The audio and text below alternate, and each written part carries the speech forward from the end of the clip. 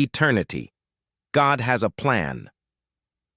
Among all the questions that men have asked, there is one that is of supreme interest and importance. Why are we here? What is our destiny? What lies beyond the grave for the Christian, for the unbeliever, for old, for young, for our fellow citizens, and for the teeming masses in faraway lands serving strange gods? These questions were raised by one of the great poets of all times. I am speaking now of that American genius of letters, Edgar Allan Poe, an incomparable genius, and yet a man whose life was destroyed by unbelief.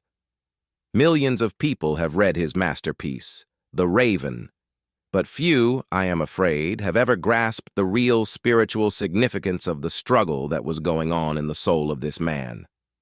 He asked 4 very significant questions, questions which every living soul, at one time or another, must raise to God. First, is there a God who comforts? Is there a God who can assuage the pain of life? In this case, it is the poignant pain of the loss of a loved one, his beloved Lenore. Is there some water from the river of paradise, the water of Nepenthe, which can take away the heartache that is driving him insane?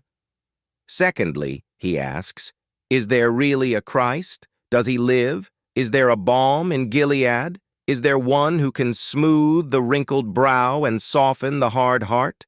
Thirdly, he asks, is there some place, some heaven, some distant Eden or future world where we shall be joined again with our loved ones?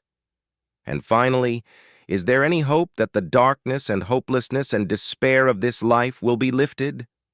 But always he directs his questions to his own unbelief, which is personified in that grim and ghastly raven, a picture of doubt and unbelief.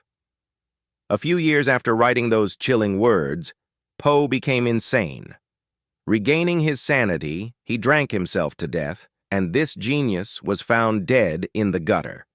Untold billions of human beings have lived and died without hearing the gospel of salvation through our Lord Jesus Christ. What has become of them? Is there no hope? For more than 6,000 years, generations of men, like the grass, have appeared, and in a few fleeting years withered and vanished.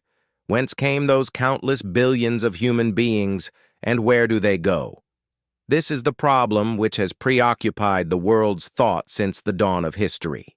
This is the question about which philosophers have theorized and theologians have dogmatized.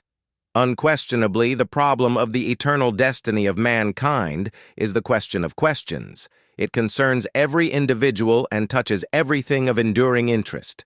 Life is a vapor that appears for a while and vanishes away, but there is a beyond. What is that beyond to be? Please telling my audience to subscribe to my channel and share for their friends.